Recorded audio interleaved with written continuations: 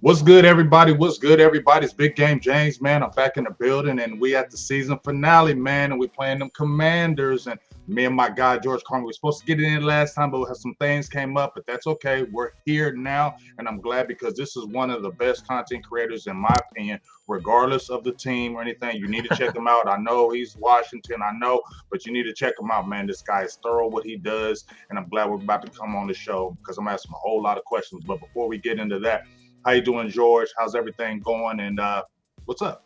I'm good, man. Good to have. Good. First of all, thank you for having me, man. It's awesome catching up with you. The feeling's mutual, James. I love talking to you, man. Good times. Even though you're a Cowboy fan, it's awesome having these conversations with you. Awesome talking to you. Things are good, man. It's going to be interesting. It's been a down year in Washington. I'm sure we'll talk about all that on the show today. But health-wise, I'm good. Life's good, so can't complain, bro. So everything's all good. Yeah, that's good to hear. That's good to hear. So obviously, we know it's the season finale. Commanders, Cowboys. We saw what happened last year when you guys kind of pulled. I don't know if it was really pulled the upset because we sat a lot of our starters and we really didn't go hard because we had already kind of clinched. But this was the game to me that really gave Sam Howell his career because he played really good in that game, and that was pretty much leapfrog him into being the starter this year. Now, before I ask any questions, me and my guy Joe, Joe, and we did our beginning of the season predictions of all the teams. Yep. And I said the biggest thing when I talked about the Giants and the Commanders, I said the Giants were going to take a step back because I didn't believe them. But I said the key for Washington was Sam Howell. I said if Sam Howell has a good season, Washington will have a good season. I said if Sam Howell does not have a good season, Washington will not. Kind of give me your thoughts on Sam Howell as a quarterback, and what do you feel about him? That's a great perspective, man. I totally agree with you as well. I like Sam Howell. I think a lot of people in our community like Sam Howell as well. The question is he going to be that elevated elite quarterback? I think it's pretty safe to say he's a solid starter in the league. He's a high end backup in the league. He's a quality player, but people don't really know where he's going to go, where his trajectory is going to be. I think you nailed it, man. I think the Giants going into the season were kind of a fraud. I think they kind of were a year ahead of where they were supposed to be last year. So they're kind of catching up to their talent now. Their coaching is pretty good, but their talent really isn't there. With Washington, it was all about Sam Howell. And the story going into the year was, why is Washington hitching their wagon to a 5th-round draft pick, right? People were kind of considering about that. Why were they doing that? What's going on? But as you saw with this year, I think Sam Howell has the skill. I think he does. I think he has a pretty ball. I think he can throw it deep. I think he's functionally mobile. He's pretty tough. He's a great locker room guy. But I just think, as the year went on, we started to see better talent against him, playing against the 49ers, playing against the Cowboys. You start seeing some holes in his game. And going back to North Carolina, he basically would hold on to the ball too long. He would start to see some ghosts a little bit. He just kind of seemed overwhelmed at times. So I think that's kind of where it was. And I think, it's funny because if Washington was drafted in the 16th or the 17th, pick in the draft, I think people would be content with keeping Sam Howell and kind of building around him. I think with the opportunity they're picking so high and picking at number 2, it's this opportunity is so few and far between. Why don't we try to actually go for the goal? I think that's kind of where we're at there. So it's Sam Howell's kind of polarizing, but I think people are ready to hey, if we have the opportunity, go big. I think it's kind of where we're at right now. Now, let me ask you this. If it's the situation with Sam Howell, you draft a quarterback high, would you think the team is going to say, okay, well, we already have some tape on Sam Howell. Now we got this top pick.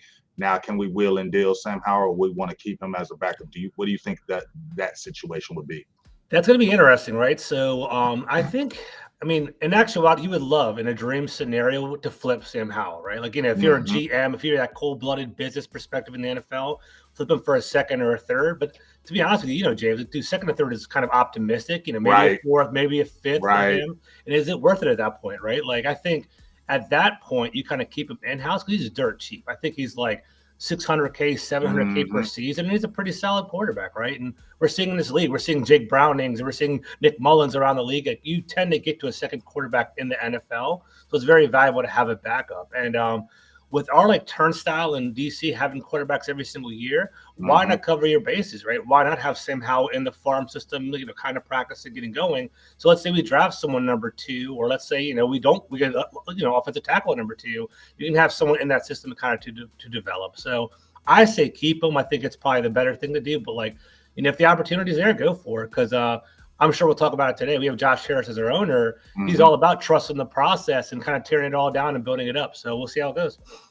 Right. So that's interesting. So here's my thing. This is what I wanted to ask before we actually talk about our matchup. Sure. You got Ron Rivera, right? We've seen his time since here in Washington, been kind of uneven, up and down. Some games look good, some games no. You just talked about the new ownership has just taken over. What do you feel the next step is? Is Ron Rivera going to be your coach? Because I need some intel. I know my Cowboys fans. We need some intel on Washington. Are they moving on from Ron Rivera in your opinion? Is a Bill Belichick thing real? What's that process? Do you think in that aspect of the coaching and going into next year? So I think it's a foregone conclusion that Ron Rivera is gone. Like if people are talking about it openly in our media, people, Ron Rivera is having these kind of like faded, kind of sad questions that he's answering during the press conferences. Like it's almost assumed that he's going to be gone. I guess the biggest question right now is it's his birthday tomorrow. Like are they going to fire him on his birthday is what it comes down to. So like, I don't know if they're going to go that route with it, but I'm pretty sure they are. Mm-hmm. They'll probably wait till Monday, maybe give him that one day of grace to kind of let him kind of chill out a little bit. But I think they're going to fire him. And it's kind of a sad story because Ron Rivera came at DC. To be honest with you, he came at a really ugly time. I don't know if you remember the context, but it was like Jay Gruden. He was 0-5. He had 5 midway through the season. They had Bill Callahan as the coach for a couple, for the rest of the year. Bruce Allen. There were lawsuits against us. All sorts of kind of crazy stuff going on. So when we got Ron Rivera, we were kind of like, damn, we're actually lucky to get someone, a 2-time coach of the year in the NFL, an established veteran, someone that's been around for a while. But I think what happened with Ron is he is a motivator. Like we talked about, I talked about it before, James. He's a motivator, mm-hmm. not necessarily an X and O kind of guy. Mm-hmm. So it's kind of like, I think after the years, his voice and his message was starting to fall on deaf ears. And I think it's kind of at that point now. I think basically we started to lose. His motivation tactics weren't working. Josh Harris, he's a big, innovative, analytical guy. So he basically got rid of Montez Sweat and Chase Young halfway through the year. And I think basically our team was kind of punted halfway through the year. I think really we were a 7-win team this year, but we just punted halfway through the year. That's why I got so ugly so fast. I think that's where we're at right now. So I think Ron Rivera's gone. I think there's some wheels in motion. There's some whispers here or there about getting a GM. And I think Josh Harris, what I like about him, he's a team builder. He has the Sixers, he has the New Jersey Devils. From what I'm gathering, he's going to basically hire a GM first and then basically have them hire a coach. And I'm pretty sure the GM's already kind of, there's already some pretty significant talks about a GM. I think that's where we're at right now. Yeah. And it seems like Josh Harris is a pretty good, from what I've seen, it's night and day with him and Daniel Snyder. And maybe now your Commanders fan base feels, finally, now we can breathe, and now we have somebody who seems like he cares and just is not so egotistical maniac. At least that's what I was feeling like Dan Snyder was. But it looks like there's hope now in Washington, and we talked about, me and Joe, we talked about y'all have a good base of a team. Y'all had a good front line. Y'all had some good players in the fold. But it really looked like you just really had to remove, I ain't hating on Ron Rivera, but looked like you just had to start all, like you said, start all over. You got a new owner, just start it all over. You got a high draft pick, and let's just break it down and start over. And let's just go from there. Because when I saw the Chase Young and Montez Sweat, that's when I kind of knew, okay, yeah, this is kind of rebuild mode. If you let these guys go, I know contracts were coming up, but still, those were still kind of a basis. So this kind of seemed like that from my perspective. Now, let's talk about this matchup, big dog. Let's do it.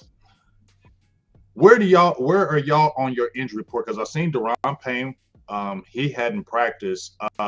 Is he? I mean, not Deron Payne, Jonathan Allen. I'm sorry. Yeah. Is he going to be playing in this game? No. So I think from what I understand. Thank you, Jesus. Yeah. So Jonathan Allen, he's not going to play. From what I understand, Kendall Fuller is not going to play. Yes. There's a couple other significant significant starters that aren't going to play. From the Washington's perspective, we have to protect ourselves legally, and we have to protect ourselves like optically across the NFL. But I think we're trying to give you this game on a silver platter, right? I think we're Please trying. do. Please, please. I'm sure you guys feel that. I'm pretty happy about that. I'm sure you guys are happy about that. Yeah, I think like I said, Josh Harris is somebody that this game is important for us, but for draft purposes, which is totally the opposite end of the spectrum for where you guys are at.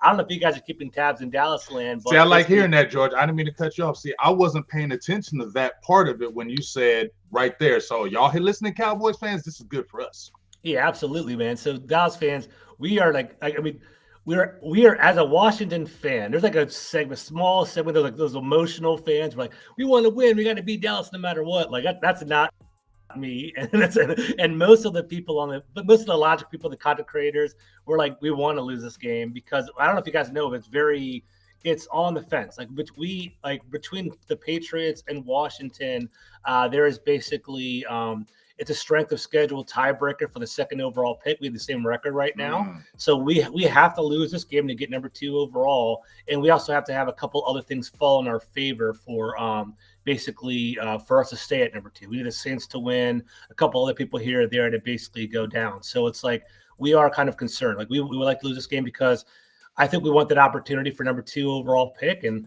we're all football fans here, right? The Bears have the number 1 pick, right? So let's say they go Marvin Harrison Jr. or they go somewhere else at number 1.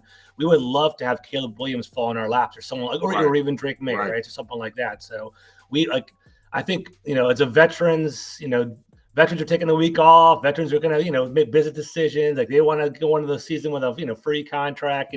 Curtis Samuels, I love him, but he's going to be on a contract this year. Fuller. Like we'll see if these guys actually play the full games. We'll see how that goes. But I think it's politics. I like hearing that because see, I wasn't, in depth as far as the draft picks, wins and losses, who can move up and down. But that's why I'm glad I have you on here because it's opened my eyes to the perspective now. Because I ain't gonna lie.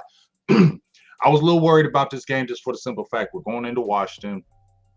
Washington, we know the Washington Cowboys thing. We saw last year how y'all guys played. Y'all took it to a next level when y'all played us in that game and kind of whooped our butts. So, and I feel like Cowboys need to go in on a high note going into the playoffs, winning on the road. We like momentum going in there. So I was wondering, what is it going to be looking like on the Washington side as far as playing us? But when I hear all this from this side, that y'all more like, hey, we trying to. This is next year now. This is on next year now. There ain't no this year. We trying to make it happen. Caleb Williams, Drake May, those type of things. So the effort. I mean, not really say the effort, but people are making more business decisions right now. Do you think on the offensive side of the ball? I want to ask you on the offensive side of the ball. Is Sam Howell going to be the starter? Or is it going to be Jacoby Brissett? Yeah, so I'll jump on that in a second. Okay. So first of all, the chat's blowing up, man. What's up? You brought them, bro. You brought them. I tell everybody, y'all bring them. I'm just James. Y'all bring them. I want to throw it to my boy Carlos. I see Carlos is always on here. I appreciate Carlos for jumping on. I always see him in different chats and stuff. What's up, Carlos? He asked me a question about veterans going in this season. I think there's going to be a lot of turnover, I think, in Washington. I think that right now going into the season, we have $90 million under the salary cap, which is awesome. $90 million. I think we have legitimately the most in the league. And then we also have the number 2 overall picks. I think the idea is Washington wants to completely reset and change things. Going into the season, going into next season, big free agents are Cameron Curl. Like we love Cam Curl. He's a strong safety. We view him as a borderline Pro Bowler here in DC. Curtis Samuel, who I like a lot, I think is a versatile piece. Those are people that are on contract years, but then we also have veterans like Charles Leno, our left tackle, who's pretty expensive. It's pretty easy to get rid of and get some money back. Jonathan Allen, like we love Jonathan Allen, but he's showing some displeasure. Yes. He's used to winning in Alabama. He's used to being a champion. Now he's in 7 years in DC. Like, he's seeing Montez Sweat thriving and Chase Young making the Pro Bowl, which is crazy. He's seeing all that happening, and he's like, maybe I want to go too. So I wouldn't be surprised if even Jonathan Allen moved this offseason, which is kind of maybe that's a big eye opener to you guys, but I think it's like I want him, George. I'm gonna keep it real. I want Jonathan Allen because I seen his rant. When y'all played, I seen his. Who did y'all play? Was it Philly? I think it was Philly. Y'all, Philly. and y'all banged. I think y'all got beat up that game, and he was just like, hey, I'm tired of this. I'm effing tired of this. You damn right, I'm pissed, and you could see it all over his face. But I felt like that's passion too. That I care that much that I need to win. Now I know my Cowboys ain't gonna jump out there, but please, Cowboys, just look at him, please. I know he's gonna cost a lot of money, but we need a defensive tackle too, George. I mean, obviously, I'm telling. go ahead. So go ahead. No, I Sorry, was just I was gonna say like, go ahead, whatever. So what I was gonna say is Jonathan Allen. I love the guy. Like I think he is the epitome of a professional. He puts his heart on his sleeve. He plays his ass off. If you ever watching the games, he's the guy giving the pregame speeches. He's the guy getting fired yes, up. He's the veteran. yes, I just think it's worn out over on him for years. And yes. it's like, he's a winner and he's always been a winner and he's always been the consummate professional. Like what I like about him, well, like, we'll talk about Chase Young a little bit too. What I like about Jonathan Allen is he would be the face of the franchise. It'd be like we'd have a tough loss. Jonathan Allen's the one that's sitting up, taking all those hard questions. He's the one doing all that type of stuff. He's the one when we're having like the season ticket holder events. He's the one that's there. He's the one basically kind of like being that representative, the ambassador for our team. While Chase Young was the complete opposite. Chase Young was like, he'd want all the star power, all the attention, but when it came out of tough stuff, he wasn't there, right? So I respect John in regard to that, but I just think he's worn out, man. Like, just the reason I'm even bringing up Chase Young and Jonathan Allen is because recently we've heard some conversations about how like Chase Young would be really vocal and loud in the locker room, but also not necessarily follow the scheme. Mm-hmm. And Jonathan Allen was like, but he'd also get all the credit, and we could get a lot of the props. And John was like, I'm a good soldier. I'm doing what I'm supposed to be doing. I'm doing everything the right way, but I'm not like, why is this guy getting away from not following the rules while I'm doing the right thing? Right. So I think he was kind of just being frustrated. Mm-hmm. So I can see him potentially looking elsewhere. And to circle back, I know we went on a tangent. I think Sam Howell's going to start this game. I think he did basically, there's Jacoby Brissett has a hamstring issue going on right now, but I think it's a business decision as well. Jacoby Brissett, he came in twice to relieve Sam Howell over the last couple of games, lit it up. Right. I think he had 5 drives, 5 Yes. touchdowns even. Like, it's been ridiculous. Yes. I think Brissett's like, why would I go into a game where it's like, I'm facing the Cowboys. We're gonna come all out, right? Blitz, whatever. Why are you gonna look bad in that last game where you're looking fantastic right now on tape? Mm-hmm. So, but full circle. I think the players that are going to play are going to play hard because they're playing for their jobs. They're going to be like first, second year players busting their butts, but it's like is that talent level going to match up? Yeah, yeah.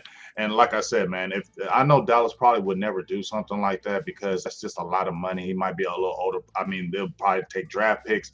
I mean, you probably. Mm-hmm. But here's the thing, though, George. We've seen top players go for not these first round, second round. We've seen teams really finagle where we're like, dang, you got him for that. I wonder if I just feel like we wouldn't get a Jonathan Allen because too many teams would want him. Too many teams would want that type of player for what you just said. I would love for him to be in our locker room right now. To your point, he does take the bullets. He is a stand-up guy. And when I saw that video, I said that's the first time I really saw Jonathan Allen really speak like that. And when I saw him, George, I said, man, I want him on my team. I want that type of player on my team. Not saying we don't, but I want to add him to the team. And at the defensive tackle position, right now we have Mozzie. We're having issues with Mozzie. I was wondering about him. How's he doing? He's not doing that good. He's lost a lot of weight. Okay. He was supposed to be the space eater. He's not. They have him trying to rush the passer. We lost Jonathan Hankins for a little bit. And the thing is, we got rid of Bohanna. So we're really light in the defensive tackle position once again. Mozzie was never a pass rusher, right? He was supposed to be like a run stopper, like a 0-1 technique kind of guy. Yeah, that's what I thought. Okay. That's what we brought him in as. And that's what we thought he was going to do. But they also said, we want to do some pass rushing with him. So I don't know if that kind of overtook that part of it, but my thought was you're supposed to have him as be a space seater at 334 pounds. Now he's at 297 pounds right now, and that's crazy. But I got some other stuff on that. But it's just the fact that we need another defensive tackle. We're going to have to draft one, or they're going to have to pick up one. And Jonathan Allen would be a perfect piece in Dallas. I know Dallas would love them draft picks, but this guy right here could really set off your defense because he is that guy at that defensive tackle position. He is that guy. So I would love for something like that to happen. So let's talk about, we talked about Sam Howell's probably going to be starting in this game. Offensively, your receivers, I want to talk about Terry McLaurin. Like, I heard him say something. I don't know if he said, man, I want to experience something like that. I want to be able to. Is he going to be in the fold for you guys? Are y'all looking to re-sign him? Is he that guy that y'all want to continue to bring back? Or is what's up with him? So I'm going to double dip on this, Okay. right? Because Frederick asked about Deron Payne. Okay. There are two players on the team that are untouchable because of their contracts. It's Deron Payne and Terry Because he McLaurin. he just Over the signed, over right? the past Okay. Yeah, over the past 2 years, they basically signed both of them to an That's right. That's extension, and right. I think Terry McLaurin has like a $30-40 million Okay. salary cap That's right. hit. And I don't think they'll get rid of him.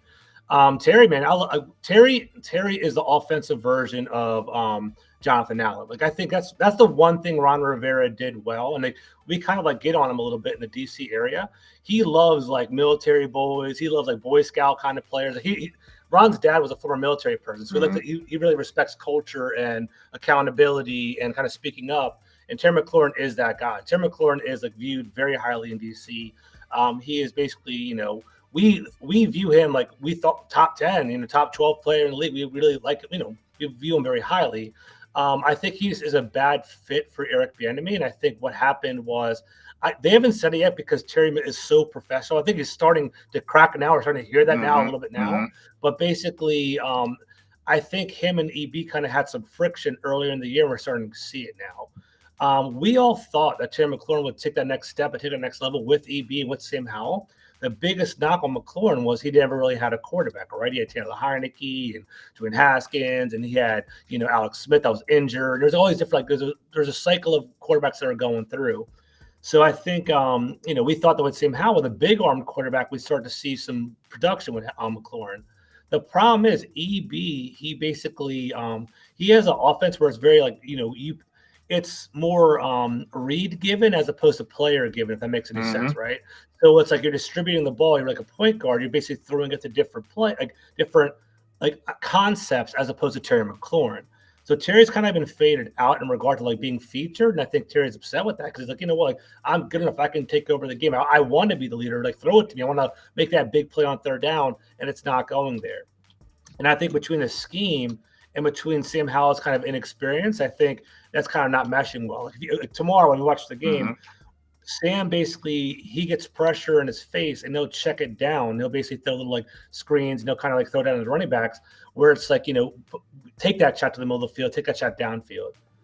What's up, my boy Steve? Command this podcast, James. If you ever want someone else to connect with, they're really good. They're awesome content creators. They're awesome. Steve, Dev, and Phil. They're awesome up there. What's up? What's up? What's up, guys? I'm glad you jumped in. That's awesome that you jumped in over here. Salutes to you. And I want to ask you about this Eric Bieniemy thing. Obviously, he came over. He's the offensive coordinator now. If Ron Rivera is gone, what is Eric Bieniemy? Is he where is he at? Because you just said with Terry McLaurin, it was not that great relationship right there. How has that season been for you, in your opinion, with Bieniemy as the guy? And is he going to be in the future? So that's an interesting one. Actually, I put a poll up yesterday. I don't know if you saw it, James. I put it on Twitter. I said, fan poll, what would that new dynamic for our head coaches to be for next year, right? So I'm looking at it right now, 830 votes. I asked if you wanted to keep Eric Bieniemy and add a defensive head coach, kind of have that dynamic, because Eric Bieniemy is the offensive guy. Only 9% of the votes want EB back in DC. Ooh. 61% still want an offensive head coach. They want an offensive head coach. They want to get a new defensive coordinator. Bieniemy is polarizing, man. I think I like Eric Bieniemy, but I think there's some flaws in his strategy. Okay. So things I like about him.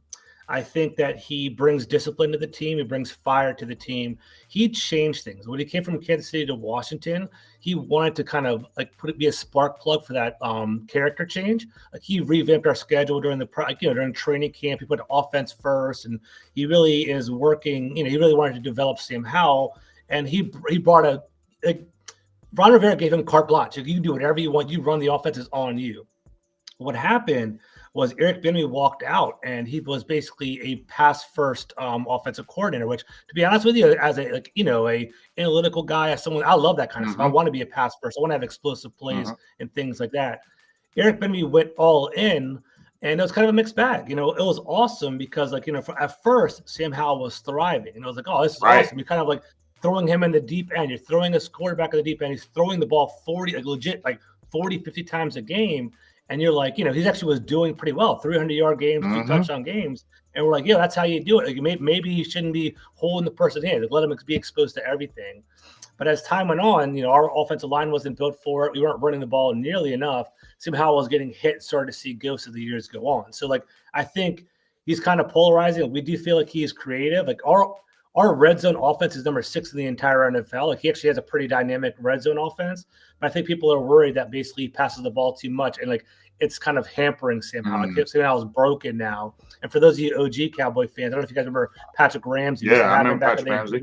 And Jason Campbell. Like we used to have those guys where it's like we would have them pass the ball all the time, but we ruined them because it would be hit all the time. Yes. So I think people are kind of worried about that. I think they're worried about EB in regard to that. So I like him, but I think it's going to be, I think with Ron Rivera, with Jason Wright, even our president, I think with all the holdovers, the incumbent people from Dan Snyder, I think they're trying to wipe all that out and start fresh. I think we're starting from, ground up.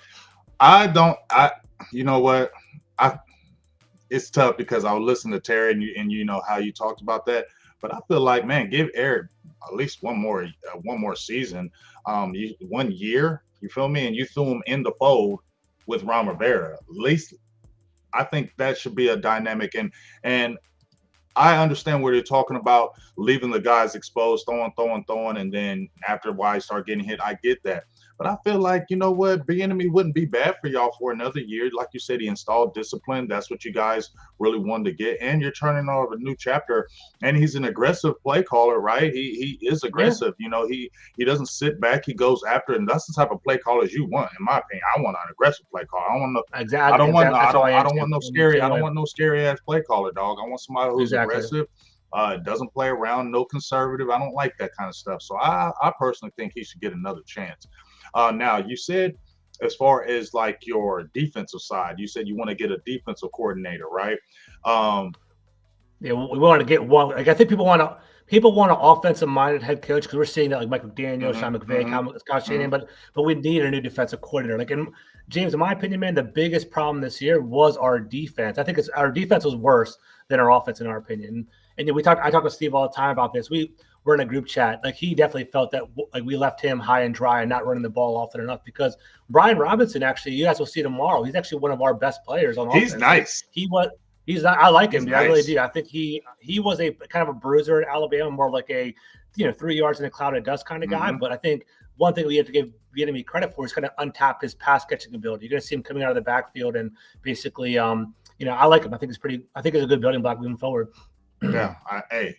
You're right. He coming with some good stuff. Like I said, I like listening to this intel over here because I feel like if you guys make a few shrewd moves and you guys will be right back in the mix in the NFC East. I feel like because you guys have talent, I feel like if you just a few shrewd moves, y'all can get right back in the fold in that East. Now, I want to ask you about your draft picks. We already talked about your top pick. What are your needs going into this draft? What are your top needs from the Washington side? So there's a lot, man. I know it sounds funny to say, but I mean, when you're 4-12, right, 4-13, whatever you are, you basically got a lot to fix. And I think, but at the same time, the NFL, you can kind of flip things over quickly with good coaching. I think, honestly, coaching hurt us the most this year, and I think players giving up. I know it's not like the players will never say it. Yeah. We talked about it. See it. Once Montez Sweat, you can see it. Once Montez Sweat, Chase Young walked out, it was like, you know what? Like the team was kind of walking. Even Montez Sweat alluded to it. It's like, here in the Bears, we're fighting, we're trying to get our wins, but people in DC are waiting for the year to end. And that's kind of where we're at. I see what Utah's saying. Utah's one of my boys in the group chat as well. I think for one, QB for sure. I think QB is definitely something we're intrigued by. I think we could get by with Sam Howell, but with that high draft pick, if the upside is too tantalizing, why would we turn that down? Right. I think that's kind of where we're there. Right. Offensive line, all across the board. We have one. Sam Cosby, our right guard, is probably the offensive lineman we feel the most confident with. The other four are kind of like we're up in the air. Like, we can do it. Like our tackles are mediocre. Our left guard and center are kind of a worry right now. We drafted a couple of young guys last year that haven't developed yet, so we're not really confident in them. So our offensive line, that's definitely one. I think, big picture, I think we need a CB1 still. Like we got Emmanuel Forbes last year. I don't know if you were following the draft. I'm sure you were. Yeah. And Emmanuel Forbes is kind of an undersized cornerback. Small. And I like him. He has an upside to kind of get a turnover, but like in my perspective, he's polarizing in our fan base. In my perspective, you could see the reluctance to be a run supporter and a tackle because he's small, man. 165. He's like 165, 170. I seen him when he went to tackle AJ Brown out. It was hilarious. I went to see him tackle and he got real aggressive with trying to tackle him. AJ Brown just threw him off of one arm and just looked at him like he gave him that look like you're too small. And that was the beginning of the end. I think that was the game that turned things. Because like Jack Del Rio's like, yeah, we're baptism by fire, just like Sam Howell. We're gonna put him on AJ Brown. We're gonna see what happens. And that was when AJ Brown was cooking. Right. AJ Brown was averaging like 30 yards per game. Like, that was kind of a big task to ask for him, but like, whatever. But so I think if you're gonna rank him, QB for sure, offensive line number 2, tight end, linebacker, and then cornerback. Like, our defense statistically is the worst in the league. I think a lot of it was bad coaching, but I think we do need a talent influx too. I think we missed on some draft picks and it's showing right now. Do you like Forbes though, right? You think you like him heading? You like him in the future? So for me, I think Forbes is a piece. I don't think he is the piece. Like, he might surprise me. Like, I think we drafted him to be like Marcus Peters, like, a CB1 dog, like, I'm gonna pick the ball off, like, one-on-one, like, I'm gonna line up against CeeDee Lamb and AJ Brown.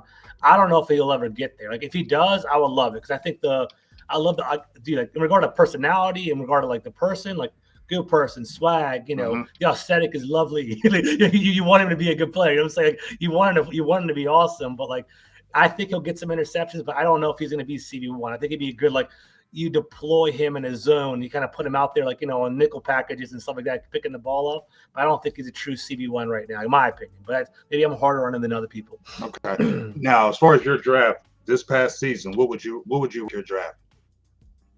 Oh, this year's draft? Mm-hmm. I think F, dude. I think it's real bad. I think it's kind of across the board. People kind of it's common conversation around here in DC. I think we whiffed. Like, we got Emmanuel Forbes in the first round. Emmanuel Forbes hasn't been playing. I don't know if you guys have been keeping up. He plays sparingly. He's been benched often this year. Hasn't been getting a lot of time. Our second round pick, Quan Martin. He started off the year slow, but he's starting actually to uptick a little bit. Like, Quan Martin is probably one of the our rookies that are starting to show some promise. Like, he plays a pretty complex role coming out of Illinois. He's kind of a hybrid where he basically plays like a nickel cornerback, but also plays safety. And he'll probably play both tomorrow as well. We had Braden Daniels, Ricky Stromberg.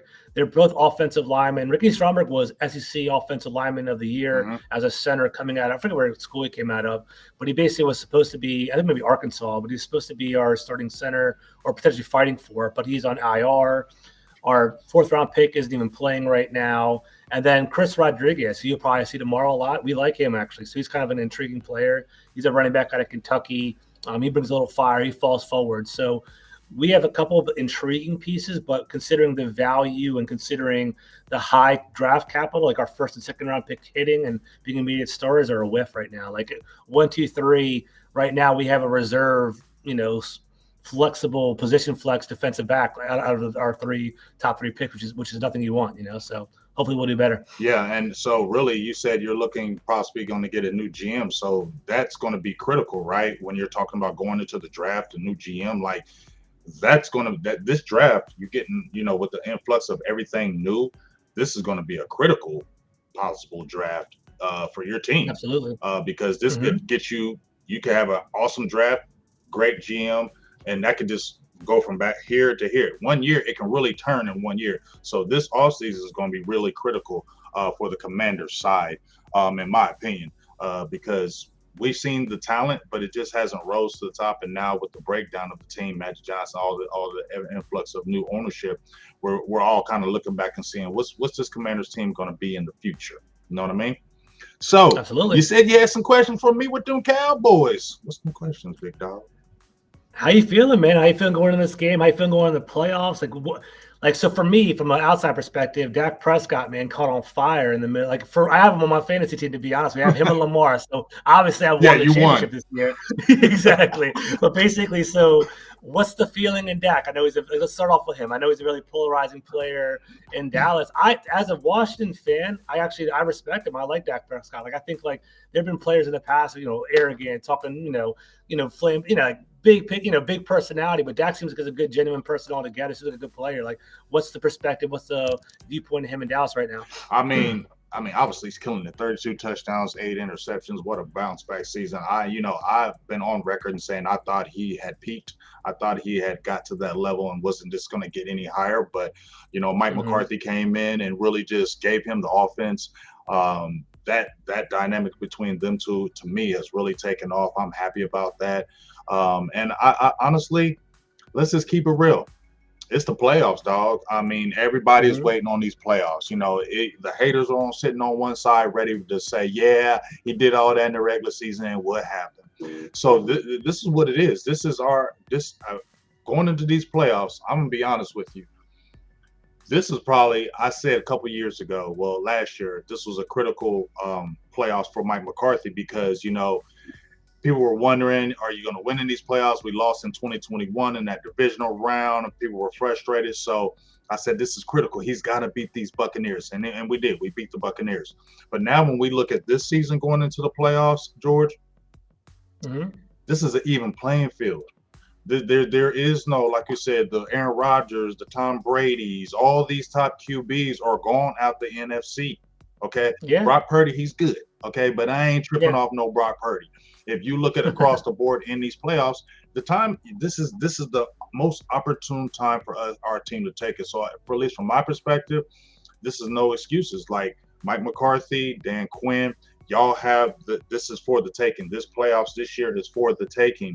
So I think a lot of us are really anticipating. We just had Jimmy Johnson put in the Ring of Honor.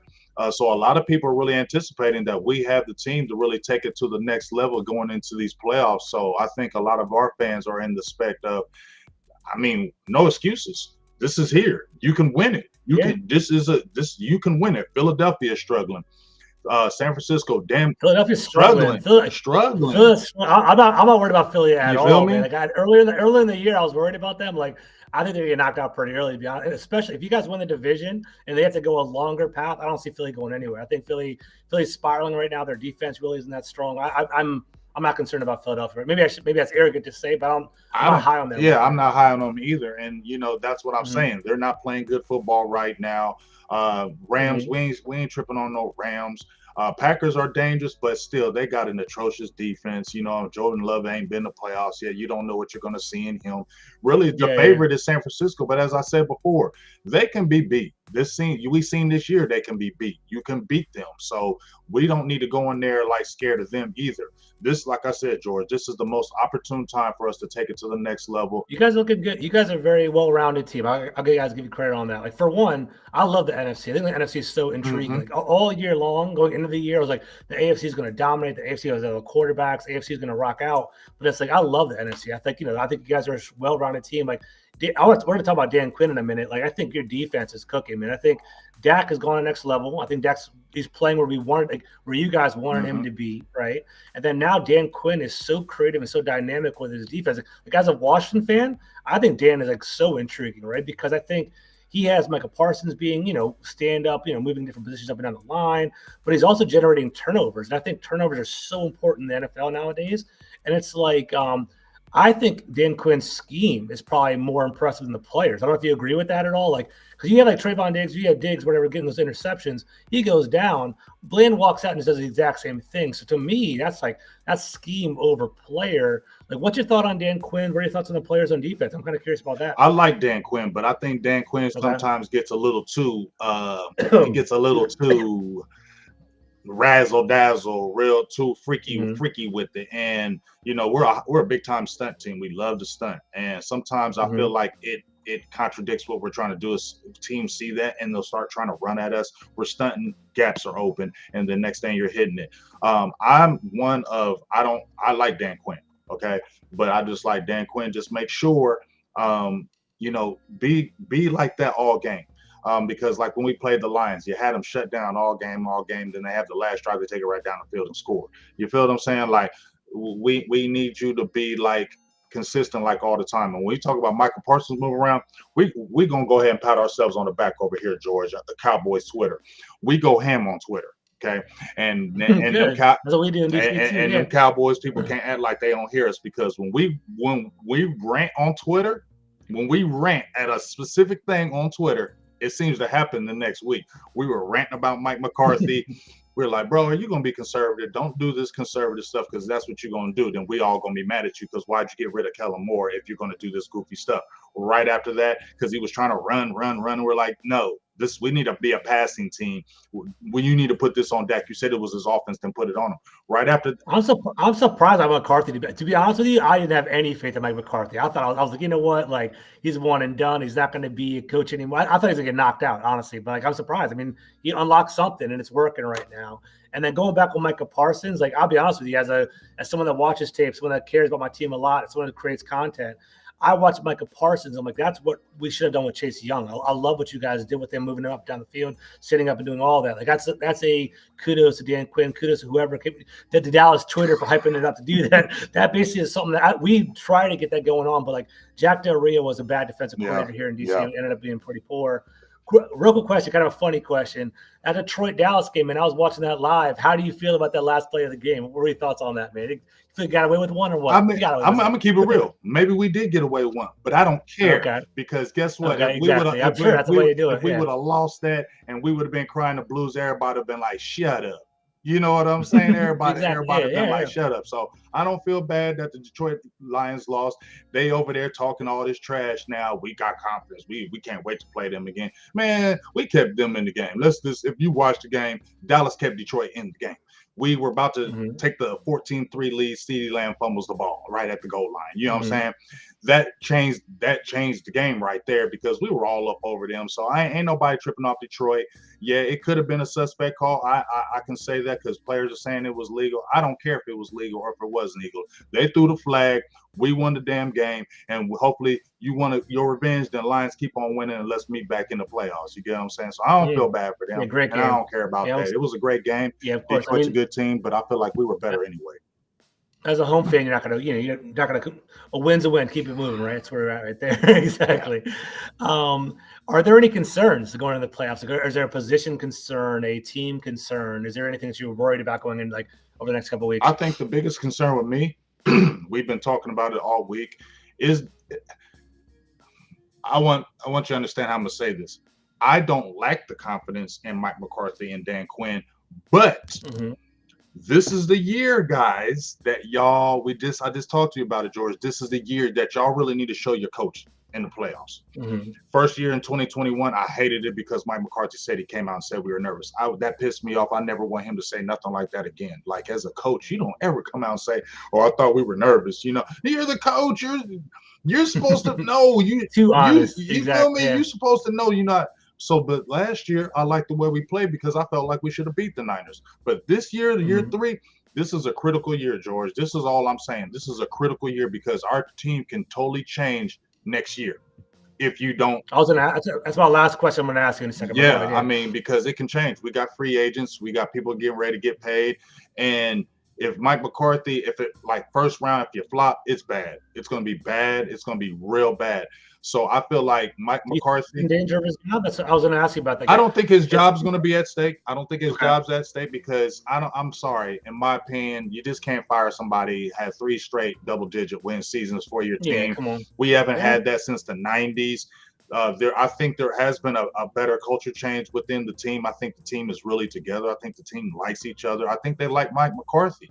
Now it's Mike McCarthy. You won a Super Bowl. Dan Quinn, you've been to a Super Bowl. So both of y'all have Super Bowl experience. I need to see that Super Bowl coaching experience in these playoffs this year because you have the grand opportunity to possibly get to a chip. You have a grand opportunity to possibly play all three games at home. Depending on how it falls. So this is a grand opportunity, in my opinion. I don't feel like people are going to get fired, but I definitely feel like there will be frustration in these streets. But firing, I don't think so. If I'm Jerry, I wouldn't fire him unless it was not even if it was bad. It's hard to replace coaches, and who would you replace? Because Jerry Jones is not going to get one of these young up-and-comers because he doesn't have the patience to wait because he's older. So he would go with more the veteran side. Who is out there on the veteran side? Nobody really. So who are you really going to replace him with? And that's what I've been throwing in. Harbaugh potentially. Harbaugh would be the only one that I would look at because what he did when he came with San Francisco and plus his brother, they got good traits. You feel what I'm saying? They got good coaching traits. That would be the only guy I would look at. in my opinion, because as I said, he's going to go with a more veteran coach. And who is out there as a veteran coach that's going to really take us to the next level, get us to double-digit wins? I need to know that, because ain't nobody talking about no Belichick. So that's why I'm saying it's critical for Mike McCarthy, because you could be the coach here for a very, very long time if you succeed in these playoffs. I've said we should at least get to an NFC championship, George. I'm not saying Super Bowl, but we should at least get to an That's NFC. realistic, right? Very realistic. It's what, one win, right? If there's something, it's one win, it'll be right? two wins, because we'll get okay. the one home game, and then we'll play somebody else, and then we'll play a championship game. Gotcha. But this, Okay. if you're getting guaranteed 2 home games possibly, and you've been 16, 18, and 0 at home this year, you've been immaculate at home this year. It's been raucous. We understand our home crowd isn't the greatest all the time, but I've seen them when we played Philly. That crowd was crazy. So I feel like those home games will kind of really propel us to take it, if we had to go to San Francisco or whatever, really get us right. So I don't feel like there's going to be any firings going on. If there's a failure, but I definitely feel like this is a year that you really should take it to a higher level in these playoffs, because you have the team to do it. You have the offensive side of the ball. You have the defensive side of the ball. You have players, even though you have some players injured, you have players to be able to do it. Now you got to put together, show your Super Bowl experience on both sides, and show it in these playoffs, because it's right here, George. That's all I can keep on saying. It's right here. It's right. This is probably the best, most complete. This is your shot. This is our shot. This is our shot, because you basically have the most well-rounded team. You guys have all the coordinators all together. Your players all under contract. Like, I think there's going to be some significant changes. But I'm going to ask my last question. I'll ask for you. Like, I think Dan Quinn's might leave, or there might be some players under contract that might leave as well. Like, when your team is clicking on all cylinders, like and the NFL is lightning in the bottle, right? Like right now, you guys might have the lightning in the bottle. You don't want to miss out on an opportunity. So you don't want things to fall apart. So my last question on that is transition. Like, what do you think is going to happen this offseason? Do you think there's going to be some major changes? What are you guys looking at the draft? Like, what's any big contracts that are kind of moving around too? Like, we can kind of close up on that. Well, obviously, Dak Prescott's contract is coming up, and they're talking about the one. Oh, I know. I thought he was good for a couple years. Yeah, no. Next year will be kind of, I think, his like last year, and they're talking about the extension. So, and they're talking about 55 to 60 million. So, I don't know where Stephen Jones is, because Stephen Jones don't like to spend that money. And then also you got Micah right around the corner. CeeDee Lamb is right here. You did the 5th-year option, and you've seen what he's done this year. CeeDee Lamb's legit. Like you and I, the reason why you and I work, James, is because we were honest with each other. Like, I'm not a rah-rah fan where I go crazy. Like, I think CeeDee Lamb is legit, man. I actually had him on my fantasy team this year too, and I love him in PPR, man. He eats it up. And what I like about him, he is a third down, like, slot machine. He basically just constantly getting thirds down over and over again. That's what you want from a wide receiver one. CeeDee Lamb, I think, on offense, he's the most impressive player to me on your offense. And that's what just to your point, where everybody was kind of hating on him because he just plays in the slot. No, he doesn't. When you have a receiver just like Micah Parsons, you have a Micah Parsons where you don't have to relegate him to one position. You don't have to just have him on the edge. You can move him at linebacker. That makes it that much better for your team. It's the same with CeeDee Lamb. You don't have to just keep him on the outside. Well, you can see matchups. He's good enough to jump right in the slot and kill that corner. He can jump on the outside and beat one-on-ones.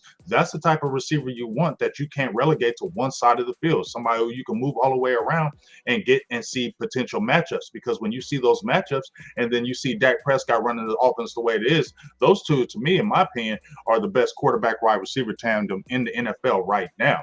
So, as far as when you're talking about the offseason, CeeDee Lamb needs to get signed. They're talking about him being $30 million.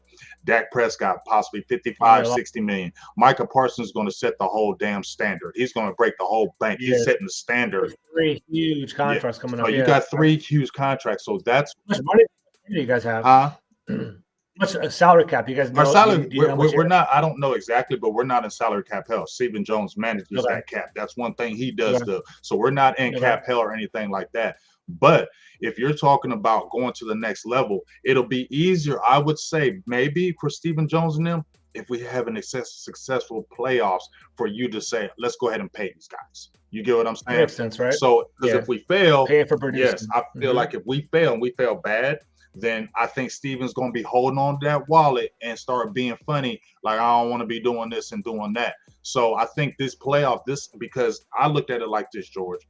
We went out and got free agents this year. We don't never do that. We went out and got Brandon Yeah, I Cooks. saw that. We went out and got Stephen Gilmore. Gilmore. We drafted a Mhm. defensive tackle. Although he hasn't been great, that's the first time we had drafted a defensive tackle in the first round in over 20 years. So that right Mm. there. Then you had Jerry coming out of nowhere, putting Jimmy Johnson ring of honor. So I feel like ownership believes in this team, Yeah. believes this team. That was surprising as You feel me? someone that follow, I'm an NFC East It guy. I was came out of surprised that happened. nowhere. Yeah. You feel me? So I feel Yeah. like they're looking at this team like we may have something here, so let's do everything we can to make it happen. So I feel like ownership kind of pushed their chips all in, and so that's why I feel like we got to have a successful playoffs because ownership said, okay, we tired of hearing all this noise. Let's go ahead and put our chips in and let's see what happens. So the players and the coaches have to show that they went all in. Y'all need to handle y'all business in these playoffs because, as I said before, if you don't, I don't know if Dan Quinn's coming back because people are still talking about him being a head coach in the game. If we don't have a successful season, maybe it'd be easier for him to walk away. Then you got to start over with a defensive coordinator. Although I think they could promote. My name in DC. Don't do that. No, don't speak nothing like that. Don't speak nothing like that. But I think if he were to leave, then maybe Al Harris could be elevated because Al Harris is playing great, is coaching crazy this year. So I could see that as being a transition. But if we don't win this year or at least get to a championship, yes, I feel like there are going to be changes. People are going to hold on to their wallets. Now we're going to start hearing that noise, especially with Dak Prescott, because I feel like Dak Prescott has to have a really good playoffs. They're putting it on him as far as the offense. It's pretty much been his offense.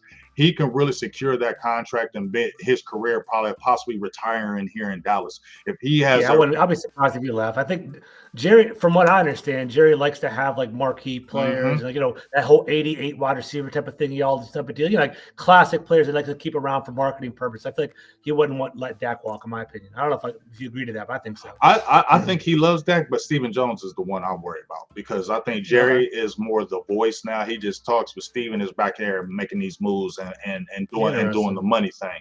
So Jerry, be the voice, has the money, but Stephen's like, don't do that, or let's not do this. So I think, and Stephen was the main one balking at Dak getting his contract anyway. He was the main one that was the most vocal one out there in the media talking about, well, we got to make sure we got to pay everybody. We got this contract coming up. Dak's got to know that. We got that contract coming up. So he was the most vocal with Dak. So that's the thing that I'm looking at. That's why I want Dak to have a successful playoffs. So it can't give any reason for Stephen Jones to go start being cheap. Yeah, makes sense. Yeah, so that's kind of where we're at, man. So I really appreciate you. We're coming up on an hour, man. I'm glad we got to jump on here. We didn't get to do it the first time, but I'm glad because I love the intel that you give from the Washington side. It gives me a lot of good perspective because I like looking at other NFC East teams, but I love being able to talk to their content creators who really are in the mix to really know. So when I'm looking at Washington, because ain't nobody always looking at Dallas. So when I'm looking at Washington, I can go back and say, okay, this is what George said, that this is what they might do. So I'm going to look to see right here, or this is what George had talked to me on this show, and I'm kind of going to look at it. So that's why I really appreciate you, Cowboys fans. Please, I know he's Washington, but this man knows his stuff. He's a great content creator out there. So please, before we get off here, George, let them know how they can continue to watch you, Twitter, all those good handles, all that good stuff, big dog. No, so first of all, man, I appreciate being on the show, man. I love talking to you all the time. Like me and Joe got to connect with the NFC East, like roundtable and talk about all that. I love to do that. We just got to get a Giants guy, George. We just got to get. Yeah, there's no Giants guys out there. We got to find Giants guy, George. We got to find at least one of them out there. But yeah, thanks guys for having me. I appreciate the fans in the chat are awesome. You have a great fan base. James are awesome. Thank you for respecting me and asking some questions in the chat. I appreciate it. I'm George Carmi at GCarmi21. Follow me on Twitter. I'm a NFL fan. I love the Commanders. I love to create content, but at the same time, I'm inquisitive. I think about other things. I look at a draft. Like I'm not necessarily super biased. So kind of I would love that that's to follow. On YouTube, I have my own channel, Command the Mic. You guys can follow me on there. That'd be great. I'm independent there, but I also do a lot of side projects. This is what you guys are really be intrigued by is there's a group of us called the District Command Center. What we do is we get together. There's a bunch of content creators in DC, and we work together. And if you follow my Twitter, especially on Mondays and Wednesdays, we have some awesome content. On Mondays, we typically find like pretty big NFL names, and we've been lucky to get some pretty good polls. Like we'll get people from NFL.com to join our show and have some conversations on that.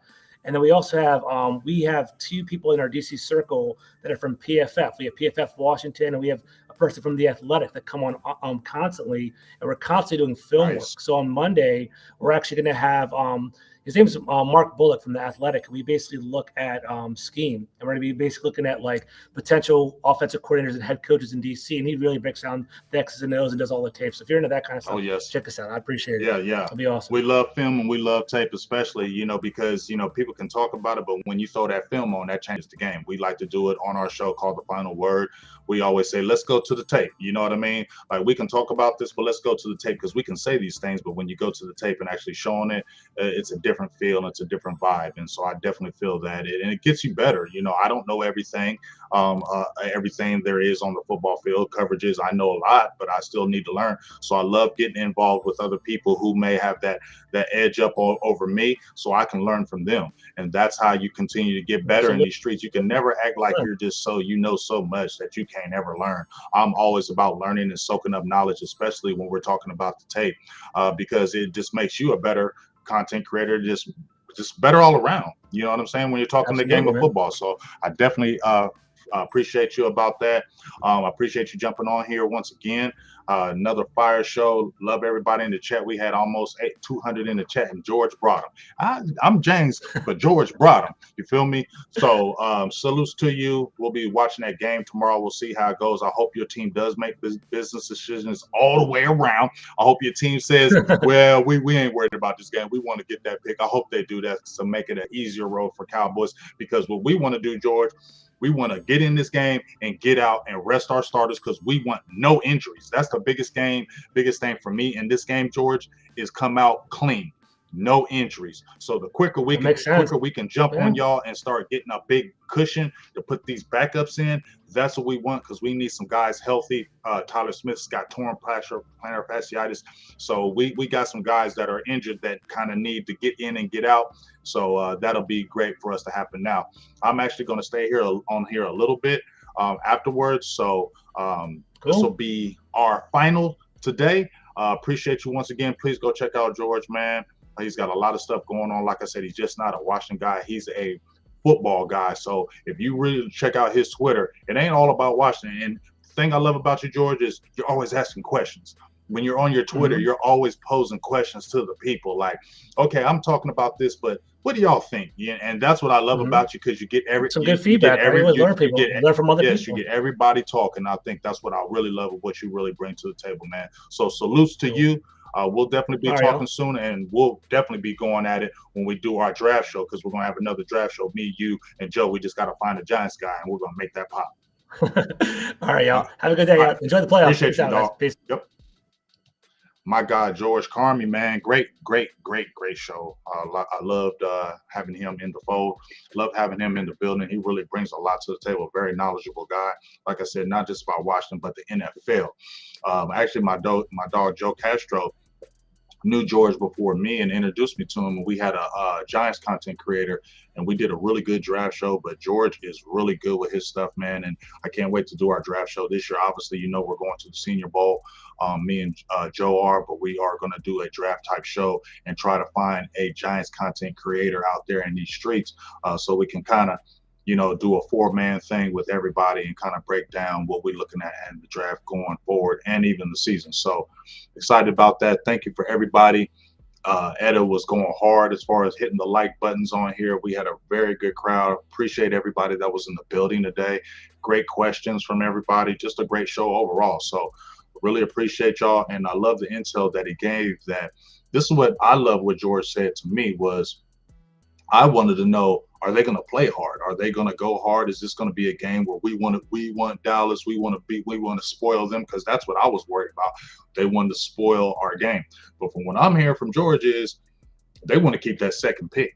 So, and it's not like they want to lose, but they want to lose. So we are looking at a lot of people making more business decisions and not really putting forth that effort, because they don't really want that game, because they want that pick over the game.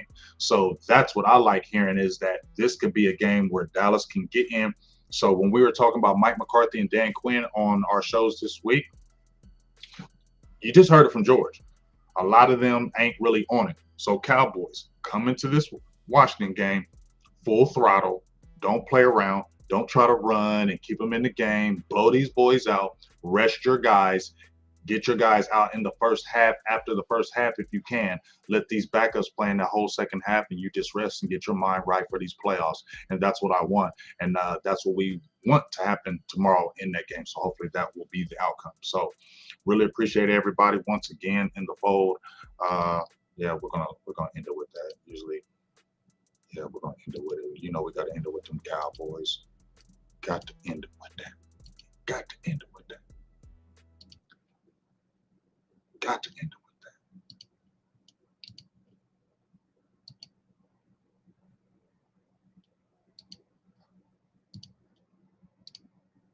There it is.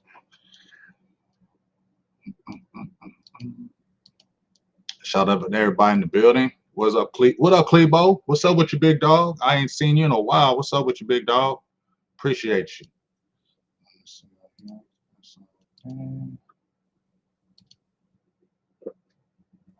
Yeah, I'm gonna holler, and I'm gonna see landlord, y'all. Also, landlord is trying to get to that Senior Bowl as well. I got to send him something. Me and him just talked yesterday, so hopefully landlord is in the building because I know he went last year. I went 2 years before.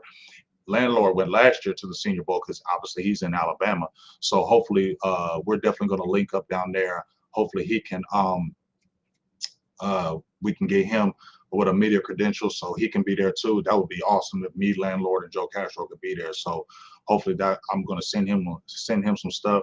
Hopefully he can get media credential, and if he could, that would be awesome. Get landlord down there, myself. That would be a banger Senior Bowl with my guy Joe. That would be a banger. I don't know, Willie. I'm not saying I would promote him. I'm just saying that could be the thing with the Cowboys front office. I like Joe Witt Jr. too. So don't think I don't. I like Joe Witt Jr. But I'm talking about front office because, you know, Al Harris has been, you know, kind of like the favorite son right now. A lot of people like him. I wonder if they would elevate him. It wouldn't matter with me either way. I like Joe Witt because I think wasn't Witt with him in Atlanta too, if I'm not mistaken. If I'm not, so I like Joe Witt. Either one of them, I wouldn't trip on. So Willie T, I'm not choosing either one. I'm just saying front office may go that route with Al Harris being the more popular guy. So we'll see. So we will see. Good, man. Hey, it's good to see you. Shout out to you, Clebo. I'm glad that you're healthy and everything. We hadn't talked in so long since that daggone Giant stuff. So I'm glad to see you in the building. I'm glad to see you healthy. This man right here, I just want to say this before I get off here, Clebo. This man can whip the ride and talk like no other. He can whip the ride and talk like no other. So shout out to you, Clebo, for doing the damn thing. Yeah, so we're going to head up off here. I'm going to pull up this little Cowboys thing so y'all can see them Cowboys. Yeah. And then we will get out of here with how about them Cowboys? Click Clack Cowboys. Like I said, Wild Boys from the QBD, and Cowboy. So.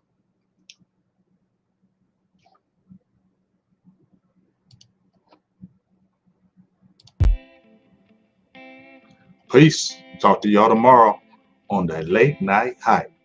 Big Game James. I'm out. You know what it is. How about them mother-sucking Cowboys? How about them Cowboys? Click like Power Boys. Make you say Wild Boys from the QBs, DTs, LBs, and the Towel Boys. You tuning in to the team that win. Big Game, first name James. He interviewed, he called the games. Silver Blue, you know the name. From the Emmitt Smith to the Michael Irv. We beating skins, shooting birds. I see a banker snatch it out his fur. Favorite team on the planet Earth. From Monday night to Sunday church.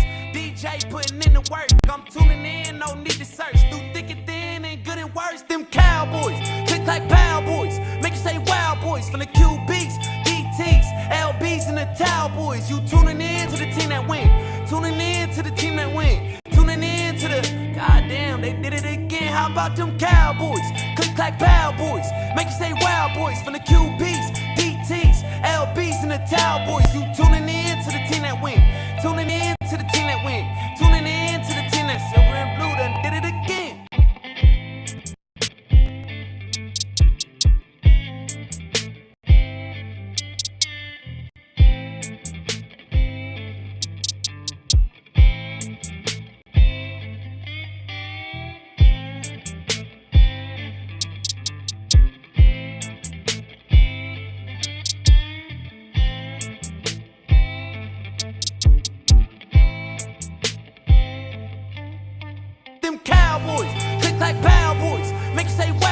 from the QBs, DTs, LBs, and the Cowboys. You tuning in to the team that win. Tuning in to the team that win. Tuning in to the goddamn, they did it again. How about them Cowboys? Click clack pow boys. Make you say wow boys from the QBs, DTs, LBs, and the Cowboys. You tuning in to the team that win.